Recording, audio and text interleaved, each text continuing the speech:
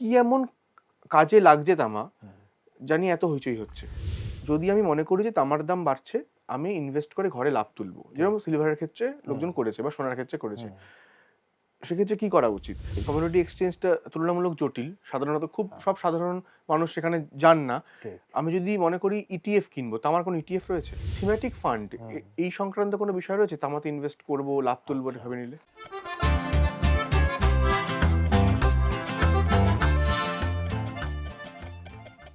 2025 সালে সোনার রিটার্নকে আড়ালে নিয়ে গিয়েছে রুপোর রিটার্ন। হাতে গরম রিটার্ন দিয়েছে রুপো। তাই একটা নতুন লব্ধ চালু হয়েছে, silver is the new gold. কিন্তু আপনি কি জানেন, মেটাল সেক্টরে আরও একটা মেটাল ইনভেস্টরদের লাভ দিয়েছে? তামার কথা বলা হচ্ছে। তামা কেন দামি? তামা ইনভেস্ট করে কিভাবে প্রফিট ঘরে তুলতে পারবেন আপনি? এই বিষয়ে সঞ্জয় শর্মার এই এপিসোডে আমরা কথা বলবো। আমাদের সঙ্গে রয়েছেন পার্সোনাল ফিনান্স প্র্যাকটিশনার নীলাঞ্জন দেব। নমস্কার নীলাঞ্জন বাবু। আপনাকে স্বাগত এই অনুষ্ঠানে। তামা নিয়ে এত কথা হচ্ছে, তামা এত বাজিং, এত আলোচনা চলছে, তাহলে এই সম্প্রতি যদি কয়েক বছর ধরি আমি, তাহলে তামার দাম কতটা বেড়েছে? তো আমার কাছে যে ডেটা রয়েছে, আমি পোস্ট কোভিড এর কথা বলছি, 2020-21 পর থেকে তামা দেখছি 62% একটা সলিড গ্রোথ রয়েছে।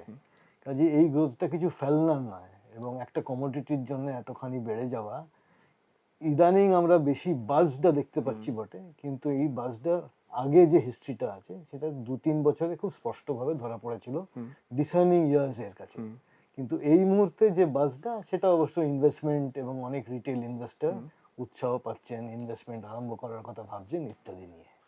এবার এই যে ইনভেস্টমেন্টের কথা আসছে, সাধারণত সাধারণ মানুষ যারা আমরা বুঝি যে ফ্যানের কয়েল বা গিজারে অথবা মিক্সিতে এরকম ইলেকট্রনিক্স গুডস যেগুলো, সেখানে তামার কয়েল ইউজ হয়, ফলে সেখানে তামা লাগে। আর তামা বাকিটা পুরোটাই হচ্ছে বাণিজ্যিক কারণে লাগে, উৎপাদন শিল্পে লাগে। সেক্ষেত্রে কি এমন কাজে লাগছে তামা জানি এত হইচই হচ্ছে? তো তামার প্রধান অ্যাপ্লিকেশন হচ্ছে ইন্ডাস্ট্রিয়াল মেটাল হিসেবে, এটা তো বোঝাই যাচ্ছে। ম্যানুফ্যাকচারিং ইন্ডাস্ট্রিজে তামার একটা খুব বড় প্রয়োগ আছে। এই যে নতুন ধরনের ইন্ডাস্ট্রি আসছে, সেখানে যদি ইভির কথা আমরা বলে নিই, সেই ইভিতেও একটা তামার অ্যাপ্লিকেশন আছে। সো এইসব ইভি ইত্যাদির পরিসর তো বাড়ছে, কাজে তামার ইউজও বাড়বে, এটা ধরে নেওয়া যেতে পারে।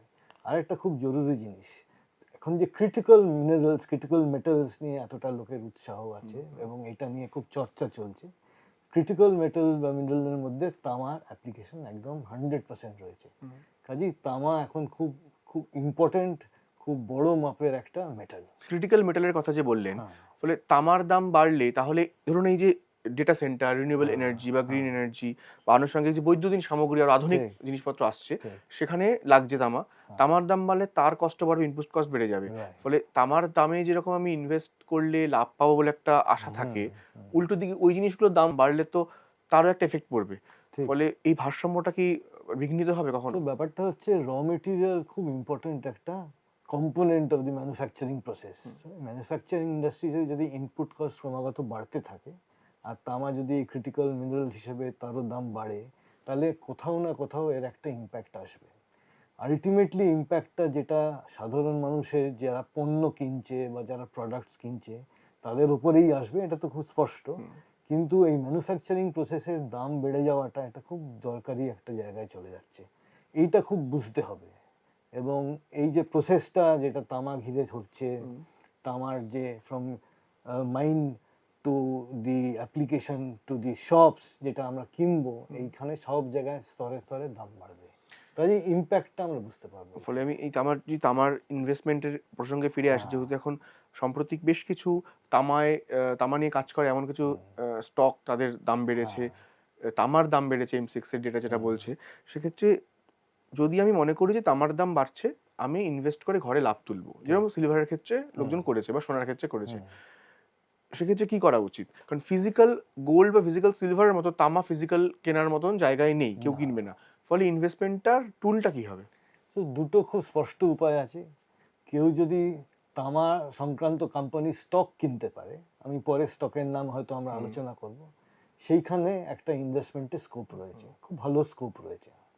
আর একটা হচ্ছে থ্রু ফান্ড, অর্থাৎ যে ফান্ড ম্যানেজার একটা মাল্টি বা কমোডিটি এক্সচেঞ্জ ইত্যাদিতে ইনভেস্টমেন্ট করেন এবং মাল্টি অ্যাসেট ধরনের ফান্ড চালান, তার মাধ্যমেও করতে পারি।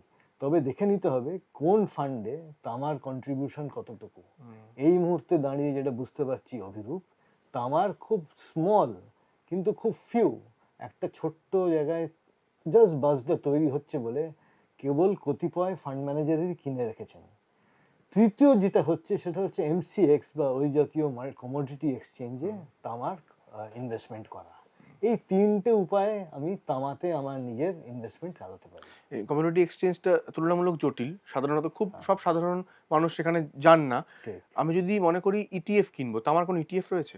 তামার ইটিএফ এইমাত্র এক্সক্লুসিভলি তামার জন্য আছে কিনা আমার খেয়াল পড়ছে না, তবে ইটিএফ যদি কমোডিটিজের কিছু হয়, কোনো মেটালসের কিছু হয় এবং সেখানে যদি তামার একটা রোল থাকে, তাহলে নিশ্চয়ই ইটিএফ এর মাধ্যমে তামা একদিন না একদিন কিনতে থাকবেন মানুষ।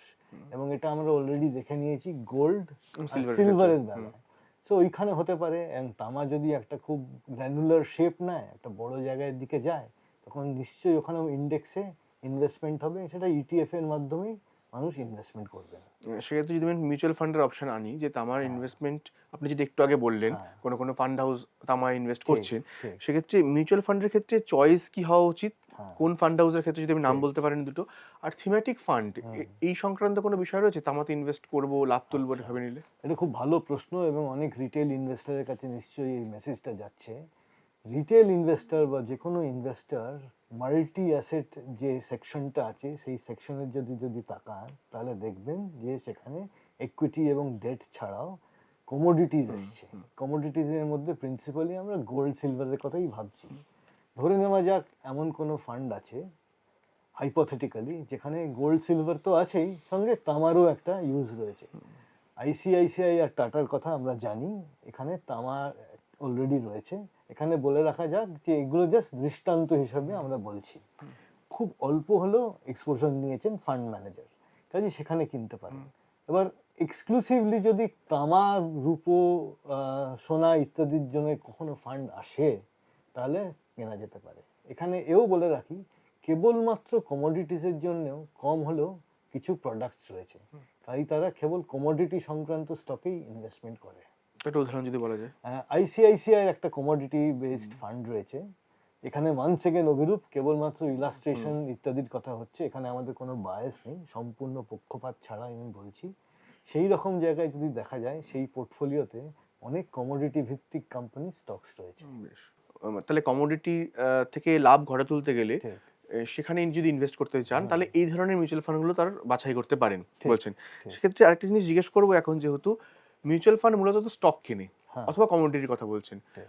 আমি হিন্দুস্তান কপারের যদি কথা বলি, হিন্দুস্তান কপার কিন্তু খুব সম্প্রতি 3 মাসে 6 মাস যদি ভাগ ভাগ করে বিচার করি, একটা বড় রিটার্ন দিয়েছে স্টকের তুলনায়। সেক্ষেত্রে মানে শুধুমাত্র এবং কপারের স্টক যদি বলি, তাহলে কিন্তু হিন্দুস্তান কপারই মূলত এমন রিটার্নটা দিয়েছে। বাকি সেই জায়গাতে এই সেক্টরে খুব বেশি স্টক কিন্তু ভারতে নেই অন্তত। ঠিক।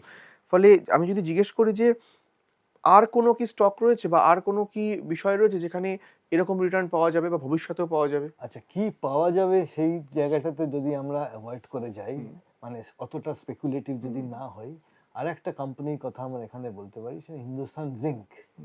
এখন কোথায় কপার বা জিঙ্ক বা অনুরূপ কোনো মেটাল যাবে, পয়েন্ট এ থেকে পয়েন্ট বি তে কবে কিভাবে মুভ করবে, সেই আলোচনায় এক্ষুনি আমি যাচ্ছি না। যেটা আমি বলতে চাই সেটা হচ্ছে মেটালস, মিনারেলস ইত্যাদি খুব ইম্পর্টেন্ট একটা রূপ নিয়ে নিচ্ছে এবং অনেক ইনভেস্টর নিশ্চয়ই সেখানে তাদের নিজেদের টাকা লাগাতে চাইবেন। সেই দিক থেকে বলতে গেলে এই ধরনের স্টক খুব জরুরি একটা ভূমিকায় থাকতে পারে। কে কোথায় কতটা অ্যালোকেশন করবেন সেটা কিন্তু এখানে প্রাসঙ্গিক হচ্ছে না। তবে এইভাবে বলা যেতে পারে যে ক্রিটিক্যাল ছোট 5, 7, 10% যদি অ্যালোকেশন কেউ করতে চান, তাহলে তিনি করতে পারেন। বেশ। আরেকটা বিষয় আমি জিজ্ঞেস করবো অবশ্যই, যে এই যে মেটাল নিয়ে এত কথা হচ্ছে, আমরা সোনা, রূপো, এখন তামা নিয়ে কথা হচ্ছে, এর ফলে এই যে নিফটি মেটাল বলে একটা ইন্ডেক্স রয়েছে, সেই ইন্ডেক্স কিন্তু গত 1 বছর, যদি আমি খুব ভুল না করি, আমি যা দেখছি গত 1 বছরে প্রায় 30% এর কাছাকাছি রিটার্ন দিচ্ছে নিফটি মেটাল। ফলে যদি কেউ একজন মনে করেন যে অনেকে তো ইন্ডেক্স ফলো করেন, ফলে নিফটি মেটাল যেমন ফলো করছেন, এই বিভিন্ন রকম মেটাল কোথায় কিরকম দাম বাড়ছে একটু লেভারেজ করার জন্য নিজের পোর্টফোলিওটা, তাহলে কোন ইন্ডেক্স গুলোতে নজর রাখা উচিত? নিফটি নিফটি মেটাল ছাড়া? মেটালের অবশ্যই একটা খুব সক্রিয় ভূমিকা থাকবে। এছাড়া? নিফটির যে অন্যান্য কমোডিটির সংক্রান্ত যে 2-3টি ইন্ডেক্স আছে সেখানে ইনভেস্টমেন্ট করা যেতে পারে যদি ইটিএফ ইত্যাদি অ্যাভেলেবল থাকে। দেখে নিতে হবে ইটিএফ এর কিভাবে নতুন ফান্ড নতুন প্রোডাক্টস ইন্ট্রোডিউসড হচ্ছে কিনা, নিশ্চয়ই আগামী দিনে আমরা দেখতে পাবো। তবে মেটাল সংক্রান্ত যে যে ইন্ডেক্সগুলো রয়েছে সেগুলো নিফটিতে যেটা বললেন আপনি সেটা ছাড়াও বিএসসির অনুরূপ মেটাল ইন্ডেক্স আছে, সেখানেও দেখা যেতে পারে। বেশ। আরেকটা বিষয় যে এই যে মেটালের ইনভেস্টমেন্ট নিয়ে কথা হচ্ছে, রিটার্ন নিয়ে কথা হচ্ছে, এই সময় যদি আমি মিউচুয়াল ফান্ড বাছাই করি, হ্যাঁ, খুব সাধারণ মানুষের দিক থেকে প্রশ্ন করছি, ইন্ডেক্স নিয়ে তো কথা হলো, অনেক ইন্ডেক্স ফান্ডও বাজারে আছে। ঠিক। এছাড়া কিছু স্পেশাল মিউচুয়াল ফান্ড, স্পেশাল এই কারণে বলছে যে কোনো একটা থিমেটিক হোক বা অন্য কোনো সেক্টরাল কেসে তারা ইনভেস্ট করে। কোনটা মানে বাছাই করা উচিত রিস্ক বিষয়টার কথা ভেবে, যে ইন্ডেক্স ফান্ড নাকি কোনো থিমেটিক বা সেক্টরাল ফান্ড? থিমেটিক ফান্ড তুলনামূলক বেশি রিস্কি হয়। রাইট, রাইট, খুব ভালো প্রশ্ন। এই থেমেটিক ফান্ডের প্রসঙ্গে বলছি, কেবল গোল্ড সিলভার দিয়ে পোর্টফোলিও তৈরি এরকমও প্রোডাক্ট এসে গেছে, সেখানে কিন্তু ইকুইটি থাকতে পারছে না। ভীষণ জরুরি প্রশ্নটা হচ্ছে আমি কত টাকা অ্যালোকেশন করব। কেবলমাত্র যদি 5-10% থাকে তাহলে আমি স্পেশালাইজড এরকম ফান্ডের দিকে যেতে পারি। যদি একটু বড় করে ভাবতে হয় তাহলে কিন্তু আমি আর একটু ডাইভার্সিফিকেশনের মধ্যে আছেন সেরকম ফান্ডে যাব, যেখানে আমার মেটাল বা মিনারেল সেক্টরে ইনভেস্টমেন্টটা একটু অন দ্য হায়ার সাইড, এবং সেটা কিন্তু ইকুইটি অর্থাৎ স্টকের মাধ্যমে। সেই জিনিসটা নির্ভর করছে কে কোন ইনভেস্টর কিভাবে তার অ্যালোকেশন গুলো করবেন। আসলে মানে তার রিস্ক প্যারামিটারের উপর ডিপেন্ড তার করছে। সম্পূর্ণভাবে নির্ভর করছে কি রিস্ক তিনি নিতে চাইবেন নিজের জন্য, রিস্ক অ্যাপেটাইট কতটা শক্তপোক্ত, উইক, কোনটা কনজারভেটিভ কিনা, অথবা তিনি কম রক্ষণশীল অ্যাগ্রেসিভ কিনা ইত্যাদি। আমি যদি এই রক্ষণশীল আর কম রক্ষণশীল বললেন, মানে ধরুন একটা কনজারভেটিভ আর অ্যাগ্রেসিভ দুটো ভাগে যদি ভাগ করি, তাহলে এই মেটাল বা কমোডিটি নিয়ে যখন কথা হচ্ছে, কেউ যখন মনে করছে যে আমি 5-7 বছরের একটা উইন্ডো রাখবো কিছু বেশি লাভ পাওয়ার জন্য, সেখানে দাঁড়িয়ে কনজারভেটিভ ফান্ড যিনি চালাচ্ছেন তার কত পার্সেন্ট থাকা উচিত অ্যালোকেশনের, আর যিনি অ্যাগ্রেসিভ তার কত পার্সেন্ট থাকা উচিত? আমি এখানে একটা বলছি কথা যে অবশ্যই বয়স এবং বাদবাকি অনেক রকম রিস্ক প্যারামিটার রয়েছে, ফলে এরকম ভাবে বলা যায় না। তাও যদি আমি খুব একটা সাধারণ মানদণ্ডে বিচার করতে চাই, কি বলবো?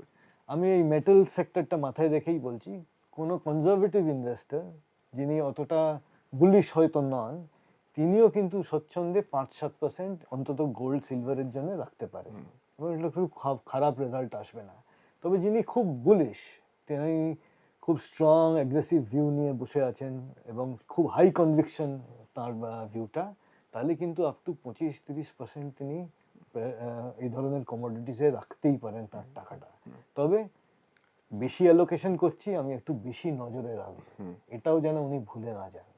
কাজেই আমি কতটা ইনভেস্টমেন্ট করে ফেলেছি সেটা যদি আমি ছেড়ে দিই, সেরকম হওয়াটা ঠিক না। মানে বেশি একটু বেশি ফোকাস রাখতে হবে আমার পারফরমেন্স কিরকম হচ্ছে, বা ফান্ড ম্যানেজার কতটা সক্রিয়ভাবে বাজারের সঙ্গে তাল মিলিয়ে তার অ্যালোকেশন চেঞ্জ করছেন, কি ধরনের স্টকস বা কি ধরনের প্রোডাক্টস পোর্টফোলিওতে ঢুকছে, কি ধরনের প্রোডাক্টস বেরিয়ে যাচ্ছে, সেটাও নজর। তার মানে বেশি অ্যালোকেশন যদি করা হয় তাহলে রিব্যালেন্সিংটা সেভাবে দেখে সেখানে করতে হবে অবশ্যই। তাহলে এখানে একটা জিজ্ঞেস করছি, ধরুন যেহেতু তামা নিয়ে কথা হচ্ছে, আমি যদি চাই যে আমি এখন তামার দাম বাড়ছে, তামায় আমি ইনভেস্ট করব, এবং তার জন্য আমি কিছু অ্যালোকেশন বাড়াবো, সোনার উপর আমার রয়েছে আলাদা করে, তাহলে আমার মোটামুটি কত বছরের উইন্ডো রাখা উচিত?